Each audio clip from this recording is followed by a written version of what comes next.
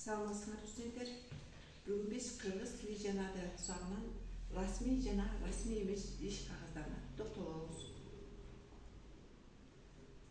Иш кагыздарын билүүдөн мурун биз Кыргыз Республикасынын мамлекеттик тили жөнүндө мыйзамды билишибиз керек. Ар бир беренени жаттап түшүнүшүбүз керек. Мисалы, биринчи берене. Кыргыз Республикасынын Конституциясына ылайык кыргыз тили Кыргыз Республикасынын мамлекеттик тили болуп саналат. Алтынчы берене. Балдарга мамлекеттик тилди жана эне тилин үйрөтүү ата энелердин парызы жана ал мамлекет тарабынан колдоого алынат. Демек биз ар бир беренеге кыскача токтолуп өтөбүз.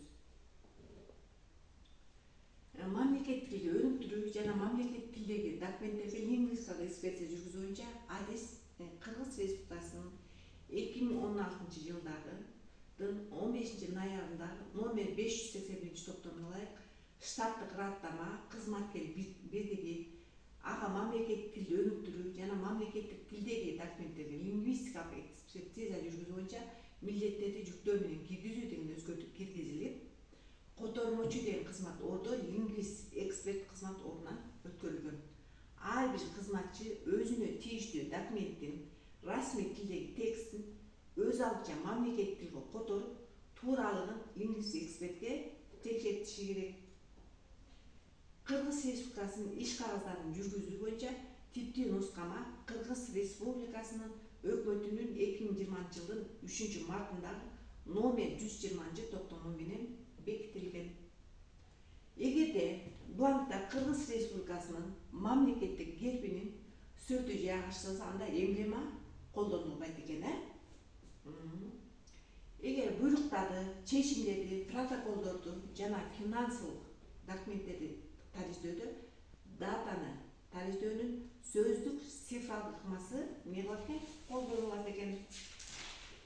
Кат мекемеге же түзүмдүк бөлүмгө даректелгенде алардын аталышы атооч жөндөмөдө жазылат экен. Бишкек шаардык кеңеши, Бишкек шаарынын мэриясы, демек атооч жөндөмөдө болгондо 0 форматында жазылат экен. Кат мекеменин кызмат адамына даректелгенде мекеменин аталышы жана адамдын кызматы атооч жөндөмөдө, аты жөнү барыш жөндөмөдө турат экен. Демек Бишкек шаарынын мэриясынын мамлекеттик тилди өнүктүрүү бөлүм башчысы Ниязбекова өздүк иш кагаздарды жарандар тарабынан даярдалат экен. Мындай иш кагаздар жарандар менен жарандардын же жарандар менен мекемелердин ортосуна түрдүү укуктук мамилелерди тийгизет экен. Ушундан улам өздүк иш кагаздарын жеке уюштуруу же болбосо расмий эмес иш кагаздар деп дагы экиге белгиленет экен. Аларга арыз, түшүнүк кат, тил кат, өмүр баян, анкета, өздүк баракча, кулактандыруу, жарыя жана башкалар кирет экен.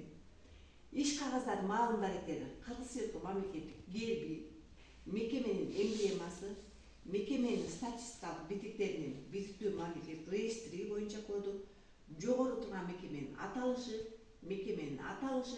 түзүмдүк бөлүмдүн аталышы, байланыш ишканасынын индекси, почта дареги, телефакс номери, электрондук почтанын дареги, банктагы эсептик номери, телефон номери банктагы өздүк эсеп аралар экен. Анан документтин түрүнүн аты, датасы, жыл, күн, ай, документтин катталуу номери, сөз жок индекси керек экен, кириш документтин катталуу номерине жана күнүнө шиктеме жасоо, түзүлгөн же басылып чыгарылган жери, дареги, бекитүү грифи, резолюциясы, текстин аталышы, контролдоо жөнүндө белги, документтин тексти, тиркеменин бар экендиги жөнүндөгү белги. Анан колу, электрондук цифралык кылгайнки, макулдашы грифи, визалар, мөр изи, көчүрмөнү күбөлөндүү тууралуу белги, аткаруучунун аты жөнү, телефон номери, телефакс номери, электрондук почтанын дареги, документтин аткарылгандыгы жана анын иш кагаздар көрсөтмөсү, төктөмөсү, жиберилгендиги жөнүндө белги, документтин мекемеге келип түшкөндүгү жөнүндө белги, документтерди автоматташкан издөө жөнүндөгү белги. Демек биз жогорудагы документ белги. Андан тышкары документ мекеменин жетекчисине даректелгенде мекеменин аталышы даректелген кызматтын аталыш курамына киргизилет экен. Мисалы, Бишкек шаарынын мэриясы Бишкек шаарынын мэрия эмес, Бишкек шаарынын мэринин милдетин убактылуу аткарып